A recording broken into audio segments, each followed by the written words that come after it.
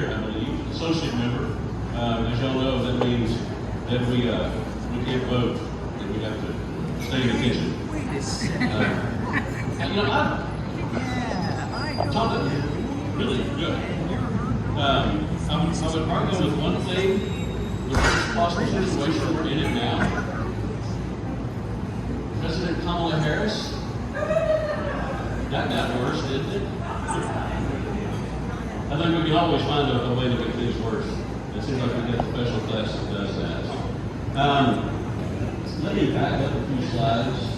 See, I think I can do that. Let me just do this to start. I want to start with something, the dictionary definition of constitutional convention. Black's Law Dictionary, I'm not sure y'all can all see that. I can barely. The 5th edition states that in Article 5 of the U.S. Constitution provides that the Constitutional Convention may be called on the application of legislatures of 2/3 of the states. I think we all know that, right? It also says a constitutional convention is defined in Black's Law Dictionary as a duly constituted assembly of delegates or representatives of the people of a state or nation for the purpose of framing, revising, or amending its constitution. And therefore, our Article 5 convention is a constitutional convention. I know that a lot of people don't like the idea of saying it's a constitutional convention. So we'll compromise and call it maybe an Article 5 convention, because that's also a couple of premises coming out of this. One is that the problem of good government is found in the text of the Constitution. Or in other words, if we could change the Constitution, we would fix the problem. You were very eloquent, Tom, and talking about how the states have abrogated their duty, or abdicated their duty, but the federal government was also complicit in that. But you did a really good job of explaining how that happened. But I disagree that the only remedy to the problem of out-of-control federal government is changing the constitutional text. I think that's where our primary disagreement comes.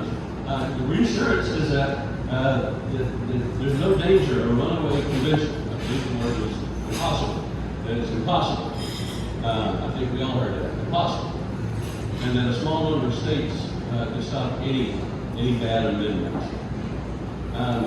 Birch Society tells us one of the things that they talk about when you look at their information, it talks about how they want an Article 5 convention for 3 reasons and 3 reasons only: term limits, a balanced budget, and to rein in the federal government. And I will say that you can make a really good case. The founding fathers did not put term limits in the Constitution. It was in the Articles of Confederation that they took it out of the Constitution. And so you can make a pretty good case that there's no way they could foresee the internet, artificial intelligence, or dark money coming into patents and things like that. Now, you could make that case, and there's no way they could foresee it. And so maybe we want to do something about it. Let's look at what they said. We can read this. One of the quotes was, "The people should be at liberty to choose the ablest and best men. Yet upon the present permanent supposition, the people voluntarily resign this right and shackle their own choice." John Adams, we all know who he is. Alexander Hamilton said, "Nothing appears more plausible at first sight and more ill-founded upon close inspection than a scheme which, in relation to the present point, you know what? If you want to read the Constitution of the Federalist Papers, start off by reading the letters that Paul wrote in the New Testament. You know, you get like an entire paragraph, just one sentence. They did that too, and it's because they were smart.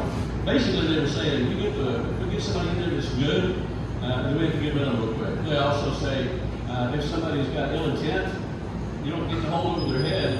We're gonna vote you out if you don't do right. They're going, I'm leaving anyway. I might as well line up your pockets. So that's why term limits were not put in there. But we do have term limits.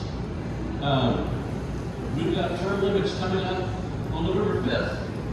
Yeah. It's an election. And I understand the qualms about that. Well, hold on. We can't just turn everything over to the people that I live next door to. They don't believe this at all. But that's how it is set up.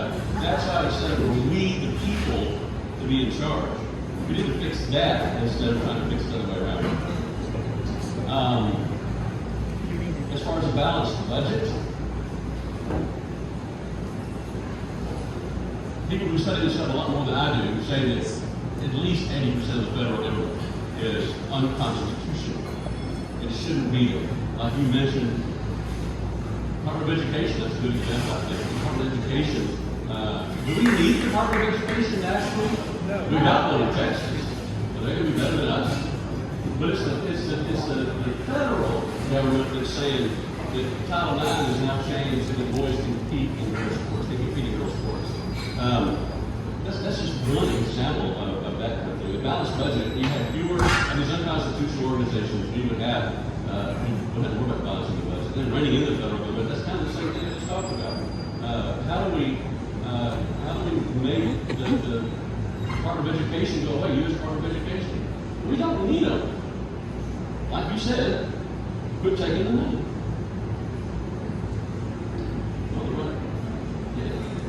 All right, so let's look at James Madison said, powers delegated by the proposed Constitution to the federal government are few and defined. Those which are to remain in the state governments are numerous and indefinite. There are 18, I believe, enumerated powers. And if you look at that list, and if you look at our U.S. code, our U.S. code is loaded. Our U.S. code is the part that is thousands of pages. But our Constitution itself, enumerating 18 powers, it's right here. There's a big difference there. All right, so the convention lobby tells us they want a limited convention, but it's not the same thing that Congress gets to hear. House Concurrent Resolution 24 in Congress, it's a pending call. It doesn't pretend to be limited. It demands an Article 5 convention to be called and claim that the 34-state threshold has been reached retroactively in 1979.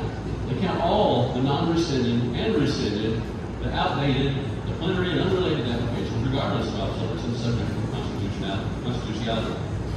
Includes counting Newsom's gun control application, ones from Wolfpack, organizations like that. Why would a state rescind a call for a constitutional convention? Why would they rescind it? Well, but maybe we'll think about prohibition. That one wasn't so great, was it? So what if one of the states said, we want to call a constitutional convention to repeal prohibition, and they never bothered taking it off the list? According to House Concurrent Resolution 24, that one gets counted. Does that make sense to y'all? Is that representative republic? Is that we the people exercising what we want to do? We hear that the convention movement is a conservative movement, but Democratic Socialist of America's platform also supports the Article 5 convention. I'll read that to you if you can't read it. The fight for socialism is the fight for true democracy on the job and in all aspects of society. Our demand is, the very first one, a new political order through a second constitutional convention to write the founding documents, blah, blah, blah. It doesn't get better as we go along. 9 states have rescinded their Article 5 application in the past 9 years. More than a dozen states have rejected resolutions this year, including Idaho and Iowa, which were apparently really important because they got targeted pretty heavily. COS hasn't passed any applications in the last year or two. Okay, so here's the impossible part, okay? It's an unconstrained convention is not just possible, but likely for 5 basic reasons. There's no rules that constrain the issues a convention may consider. I'll come back to that one in a second. There's no entity that would have the power to enforce those rules. Leading proponents of a constitutional convention are working toward an unconstrained convention, not y'all, but others. And then the special interest groups, the dark money, the PACs, they would not pass up a chance to lock their priorities into the U.S. Constitution for generations to come. And the ratification process could be manipulated or circumvented. So there's 2 examples of that. One is every time something comes up that's that would help people like us, we see mostly peaceful riots, right? How many mostly peaceful riots do you think would be around a constitutional convention? And then also, it's a little smart alecky, but 81 million votes. Does anyone think Biden really got 81 million votes? Does anyone, you thought about who else might be in the convention? I mean, if it was people like Tom, who look at things factually and dispassionately and make a decision, great. I'm not sure Dave Phelan was in me or Tom. And I wonder who come from other states, because they all get to come, right? You reckon Bill and Hillary Clinton will be there? Barack and Michelle Obama? Bernie Sanders? I think they're all looking for something to do. You think they would be there? You think they would suck a lot of the democracy out of the room? This was Georgetown law professor David Super, by the way, who wrote all these things. All right, so Article 5. I'm going to be a little smart. Is that okay? Okay. My friends are on your side, it's okay if I do that. I have helpfully highlighted the parts of Article 5 that show how the states are in charge.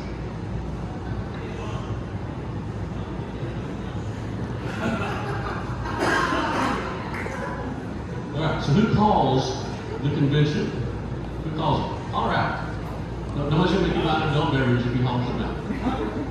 Congress. Congress calls it, right? Then who ratifies it? Or how is it ratified? Is a better choice. Well, how is it ratified? Because it gives you choices there. 3/4 of the several states, or the legislatures of it, or by conventions in those states. Who decides that? I would say it's Congress. If Congress calls a convention. What if we get the magical unicorn 34 identical COS applications? Again, are the other states going to come? Do you think they're going to want to, as it says, a convention for proposing amendments? Do you think Gavin Newsom is going to pass a chance to propose an amendment? I don't don't either. I would say it's impossible to think it's going to go well. Look at the dates on this, okay?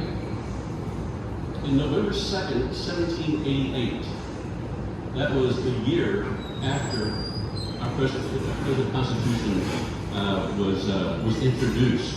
Look at another date that it was ratified. The Congress declared the Constitution ratified September 13, 1788. 2 months later,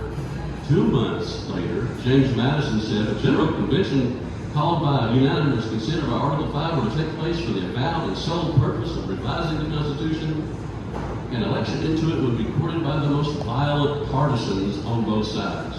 We've got all the guns, but they kind of cornered the market on violence, haven't they? Even though they're also peaceful. Will no doubt contain individuals of insidious views. Do you think we have more or fewer people with insidious views nowadays than they had back then? It might have a dangerous opportunity of sapping the very foundations of the fabric. Obviously, a very eloquent man, and I really enjoyed what you said, but I'm going to give that one to the people who wrote the documents. All right, this one, this is an article from 1986 from former Supreme Court Justice Arthur Goldberg, and he is quoting James Madison's letter to Tuberville, I think what we just read. He said, I respond by saying that one of the most serious problems Article 5 poses is a runaway convention. There is no enforceable mechanism to prevent a convention from reporting out wholesale changes to our Constitution and Bill of Rights. Here's a letter to Phyllis Schlafly from former Supreme Court Justice Warren Burger. He said, I have also repeatedly given my opinion that there is no effective way to limit or muzzle the actions of a constitutional convention. So there's some experts on this subject that, again, cast a little bit of doubt on this. There's a lot of, I've seen this multiple times, that those guys, they were actually sent there to revise the Constitution, but they weren't. And you gotta wonder where they thought they had the right to do that. Robert Whitehill, is Kid here tonight? I think that's her life. Great grandfather-in-law. I'm almost positive that's the case. Is Kid Whitehill here tonight? Never seen her. Anyway, he said it's clear that set aside the laws under which they were appointed, and under which alone they can derive any legitimate authority. They have overthrown that government which they were called upon to amend. Thank God they did it right. Do we think there's anybody that's going to be sent? I know there's a faithful delegate clause we talk about a lot. Well, we're going to send up there, we're going to come with the prosecutor, then I'm going to write. It seems to who's going to prosecute? All right. Man, I don't think y'all can see this one at all. Jody Arrington, Texas, put this up there. And so basically, he is saying,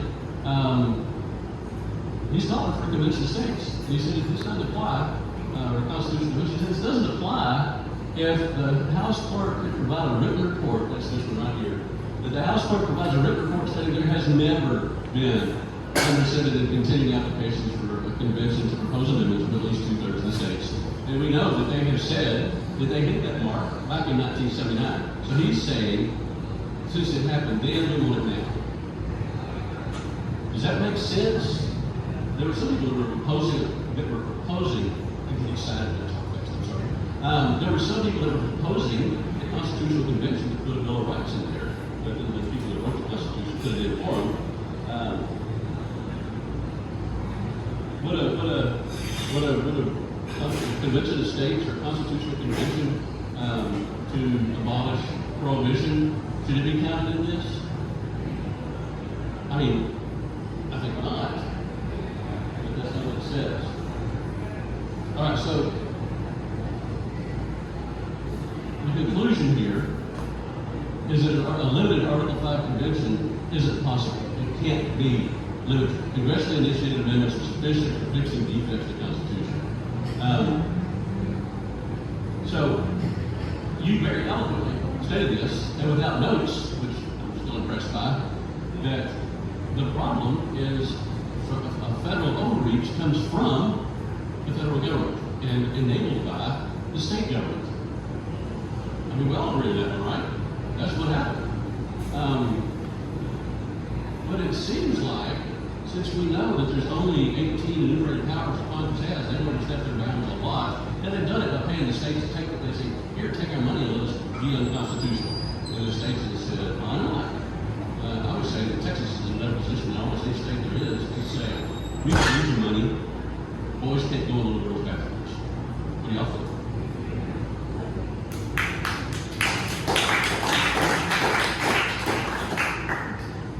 An Article 5 convention is a constitutional realization of the self-evident right of people to alter or abolish their government and set up a new government as stated in the Declaration of Independence. It's a means of legally, I know it sounds tricky, doesn't it? Let's all shake our heads. No, it'll never happen. Why is it there? A lot of people say it was there to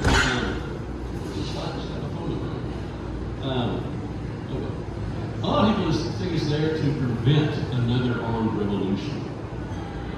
I mean, that's what it's there for. We do know that the guy that put it in there didn't sign it. He didn't sign it that correctly. He didn't sign it.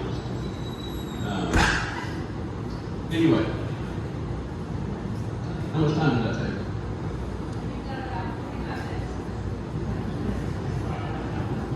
More slides or what? Now let's see what I got.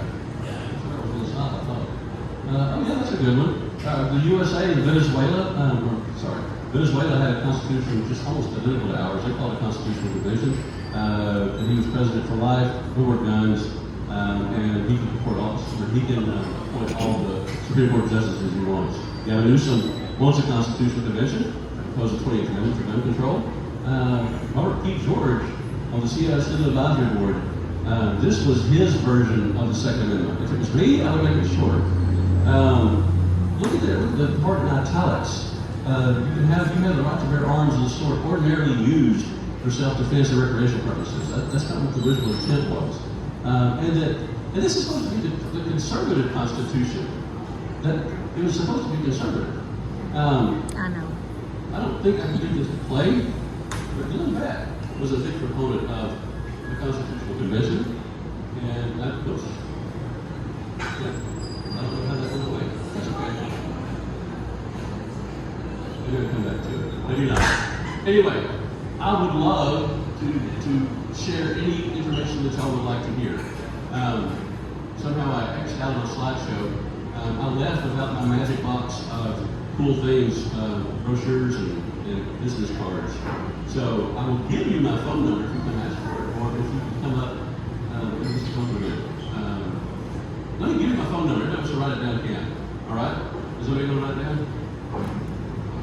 I see people who are about to write it down who already have my phone number. It's 903-634-7696. Hey, look at there. That's me. So if you will text me your name and email, I will send you a lot of information and you can make your own decision. So I very much appreciate the opportunity to get to come here. I thought we were good. I still think that things could get a lot worse. And honestly, President Kamala Harris